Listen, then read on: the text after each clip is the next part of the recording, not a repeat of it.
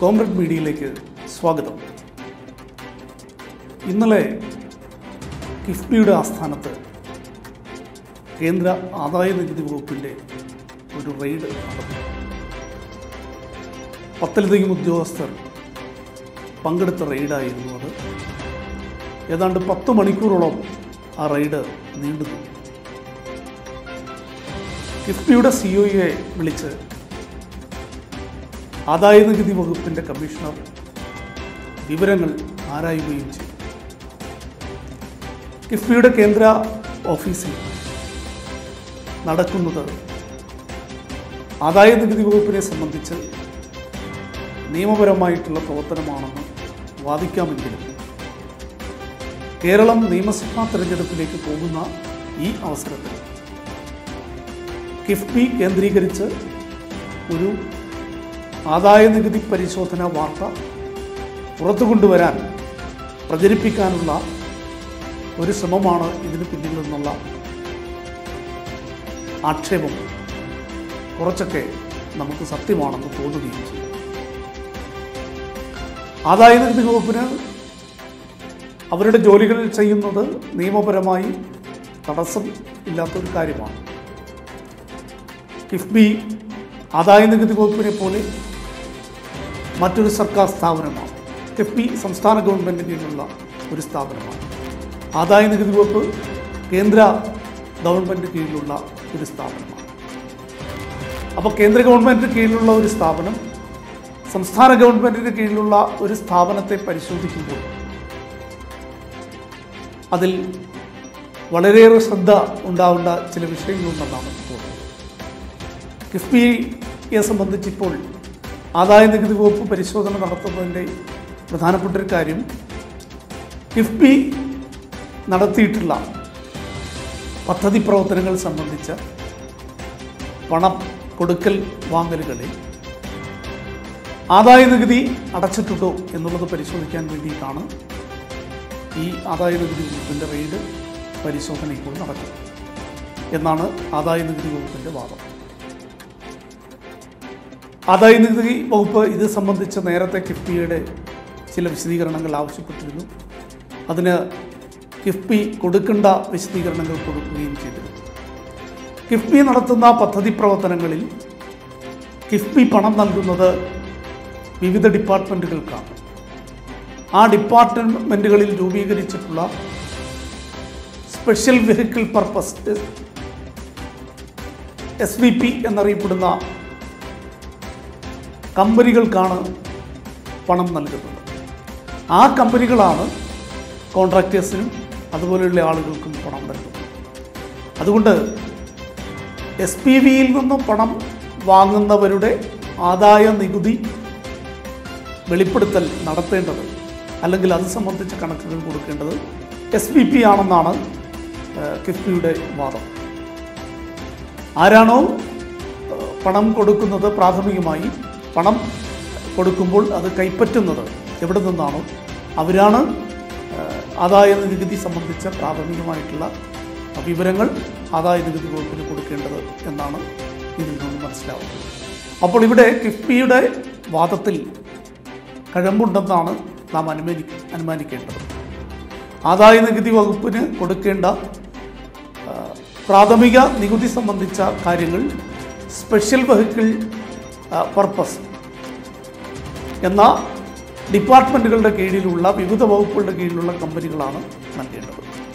ഇത് സംബന്ധിച്ച് ആദായ നികുതി വകുപ്പ് ആവശ്യപ്പെട്ട രേഖകൾ SVPകളും സബ്മിറ്റ് ചെയ്തിട്ടുണ്ട്. എന്നാൽ ഇന്നലെ നടന്ന റെയ്ഡ് ഈ SVPകൾ നൽകിയിട്ടുള്ള രേഖകളും അതുപോലെ കിഫ്ബി നൽകിയിട്ടുള്ള രേഖകളും തമ്മിൽ പൊരുത്തപ്പെടുന്നോ എന്ന് അറിയാൻ വേണ്ടിയാണെന്നാണ് ആദായ നികുതി വകുപ്പിൻ്റെ വാദം. എന്തായാലും തെരഞ്ഞെടുപ്പ് പോലെയുള്ള അവസരങ്ങളിൽ, തെരഞ്ഞെടുപ്പുകൾ നടക്കുന്ന കാലഘട്ടങ്ങളിൽ ഇത്തരത്തിലുള്ള ഡിപ്പാർട്ട്മെൻറ്റുകൾ തമ്മിൽ നടത്തുന്ന അല്ലെങ്കിൽ കേന്ദ്ര സർക്കാരിൻ്റെ കീഴിലുള്ള ഒരു വകുപ്പും സംസ്ഥാന ഗവൺമെൻറ് കീഴിലുള്ള മറ്റൊരു സ്ഥാപനത്തിലും നടത്തുന്ന ഇത്തരം കാര്യങ്ങൾ വളരെയധികം രാഷ്ട്രീയ പ്രാധാന്യമർഹിക്കുന്ന തരത്തിലേക്കുള്ള തെരഞ്ഞെടുപ്പ് ചർച്ചകളായി മാറും. ഒരുപക്ഷെ കേന്ദ്ര ഗവൺമെൻറ്റിന് ഇപ്പോൾ ഭരിച്ചുകൊണ്ടിരിക്കുന്ന കേന്ദ്ര ഗവൺമെൻറ്റിൻ്റെ രാഷ്ട്രീയ പാർട്ടിക്ക് കേരളത്തിലെ ഗവൺമെൻറ്റുമായി ബന്ധപ്പെട്ടിട്ടുള്ള അല്ലെങ്കിൽ കേരളത്തിലെ ഗവൺമെൻറ്റിന് നേതൃത്വം കൊടുക്കുന്ന ഇടതുപക്ഷ മുന്നണിയുടെ പാർട്ടികളുമായി രാഷ്ട്രീയ സംവാദങ്ങൾ സൃഷ്ടിക്കുന്നതിന് ഇത് ഇടയാക്കും എന്നുള്ളത് വസ്തുതയാണ്.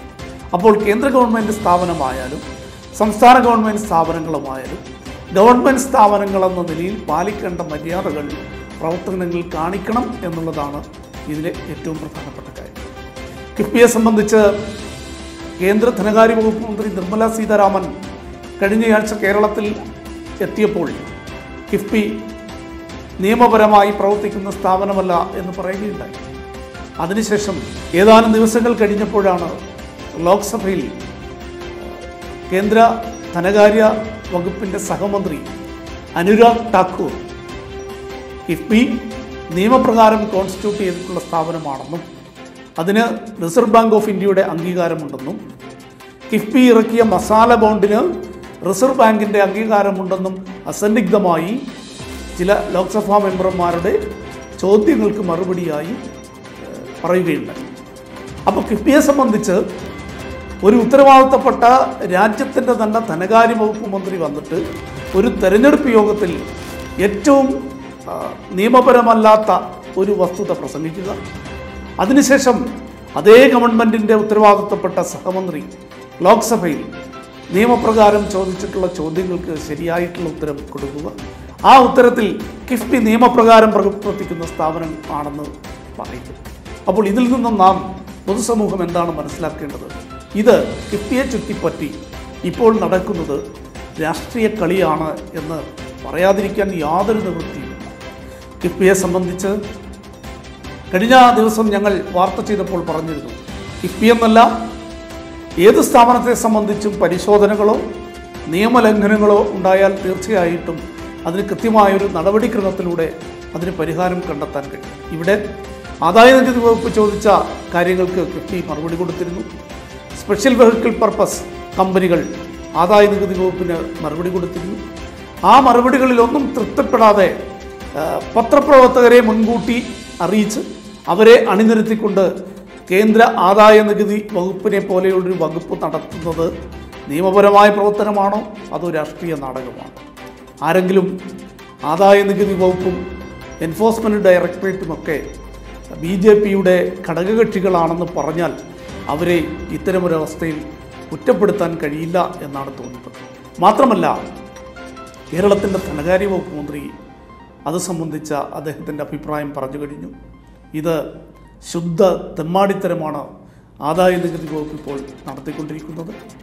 ആദായനികുതി വകുപ്പ് രാഷ്ട്രീയം കളിക്കുകയാണ് കേരളത്തിൽ. ആദായനികുതി വകുപ്പിന് ഇത്തരം കളികൾ നടത്താൻ യാതൊരു അവകാശവുമില്ല. അതുകൊണ്ട് ആദായനികുതി വകുപ്പായാലും എൻഫോഴ്സ്മെൻറ്റ് ഡയറക്ടറേറ്റ് ആയാലും ഇത്തരം നടപടികളിൽ നിന്ന് പിന്മാറുകയും നിയമപ്രകാരമുള്ള നടപടികളിലേക്ക് പോകണമെന്നാണ് കേരളത്തിൻ്റെ ധനകാര്യ വകുപ്പ് മന്ത്രി ഡോക്ടർ തോമസ് ഐസക് വ്യക്തമാക്കിയിരിക്കുന്നത്. എന്തായാലും കിഫ്ബിയെ ചുറ്റിപ്പറ്റി ഇത്തരം രാഷ്ട്രീയ ആഭാസ നാടകങ്ങൾ കേന്ദ്ര ഗവൺമെൻറ് ഭാഗത്തു നിന്നായാലും കേന്ദ്രത്തിൽ ഭരിക്കുന്ന പാർട്ടിയുടെ ഭാഗത്തു നിന്നായാലും ഉണ്ടാവുന്നത് ശരിയല്ലെന്നും കേരളത്തിലെ വികസന പ്രവർത്തനങ്ങളിൽ വളരെ സജീവമായിട്ടുള്ളൊരു പങ്കാളിത്തം നേടിയിട്ടുള്ള ഒരു സ്ഥാപനമാണ് കിഫ്ബി എന്നുള്ളതും നമുക്ക് പറയാതിരിക്കാൻ നിവൃത്തിയില്ല.